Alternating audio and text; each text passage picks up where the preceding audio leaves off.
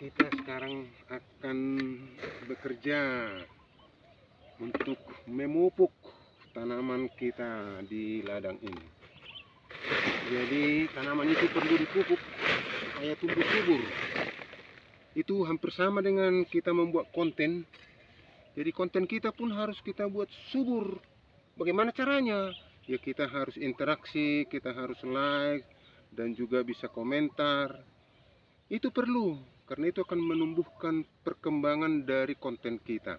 Maka sama seperti tanaman ini, supaya dia tumbuh subur. Ini komposnya sekarang. Kita akan buat kompos ini.